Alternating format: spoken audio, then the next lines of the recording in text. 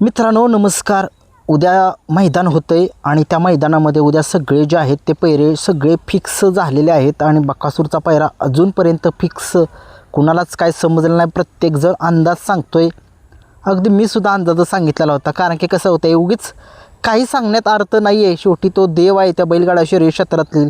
लोक एक उत्सुकता राहते त्यांना, त्या मैदानात लांबून लांबून त्या नंदीला बघण्यासाठी येत आहेत. आणि आपण जर एखादा चुकीचा जर पैरा एक अंदाजित ज्यावेळेस सांगतो त्यावेळेस ठीक आहे अंदाजीच, पण ज्यावेळेस फिक्स सांगतो त्यावेळेस काही लोक एक आपल्या पैऱ्यावरती विश्वास ठेवून त्या मैदानामध्ये जातात आणि तिथून मग कसं होतं माणसांची मनं जी आहेत ती नाराज होतात. त्याच्यामुळे बकासूरचा पैरा जो आहे तो घरची गाडी पळणार आहे हे सगळ्यांनी लक्षात ठेवावं. काल मामांना आज काही लोकांनी विचारलं, मी त्यांना कॉल लावला, विचारा म्हटलं काय नक्की पैरा आहे, कोण आहे विचारा, कारण की आपली एवढी मामांच्यासोबत ओळख नाही आहे. त्याच्यामुळे त्यांना माहिती दिली आहे की घरची गाडी जी आहे ती पळताना दिसेल आपल्याला. आता घरची गाडी पळताना दिसेल म्हणजे नक्कीच कोण असेल घरची गाडी, म्हणजे नक्कीच कोण, सगळ्या महाराष्ट्राला माहीत आहे या बैलगाडा शर्यत क्षेत्रामधील असा एकमेव नंदी ज्याने 2 आणि 3 नंबरचे पैरे घेऊन 1 नंबर जो आहे तो मोठ्या मोठ्या मैदानात म्हटलं तरी काय हरकत नाही, 1 नंबरचा मान जो आहे तो पटकवलेला आहे. आणि उद्याचं मैदान जे आहे ते एक मोठं मैदान आहे, महाराष्ट्र केसरीचा किताब आहे त्या मैदानातील. कोळे या गावचं मैदान आहे आणि खूप वर्षाची परंपरा त्या गावाला लाभलेली आहे. आणि उद्या सगळे आवर्जून हे मैदान बघतील. मथुरा आहे उद्या, मथुरा आहे बरं का. काही लोकांनी एक सांगितलं होतं मला की मथुर पळणार नाही, परंतु काही कारणास्तव सगळ्यांना वाटलं की मथुर आजारी आहे, परंतु मथुर पळणार आहे. आणि बघूया मथुर कशा पद्धतीने उद्या पळतो आहे. पैरा आता सर्जा सांगितला जातो आहे, परंतु सर्जा नसेल मथुरचा पैरा, सर्जा नाही पळणार वाटतं. बघूया काय होतं आहे काय नाही. मथुरचा पैरा अजूनही प्रश्नचिन्ह आहे. कमेंट्स बॉक्समध्ये सांगा मथुरचा पैरा आणि बकासूरचा पैरा.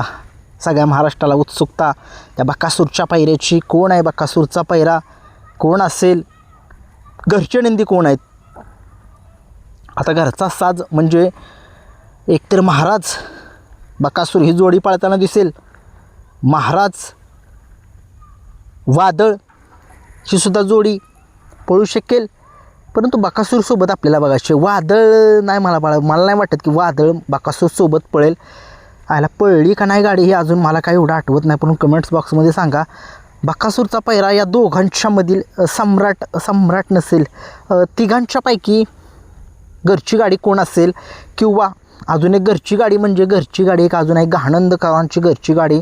त्यांचेसुद्धा नामांकित असे 3 नंदी आहेत. एक बाब्या डॉन, दुसरा दुर्गा आणि तिसरा आत्ता जो सध्या आदतमध्ये ज्या नंदीनं संबंध महाराष्ट्रामध्ये बकासूरसोबत पळून 1 नंबर केला असा हा गोकुळ, गहानंदकरांचा गोकुळ.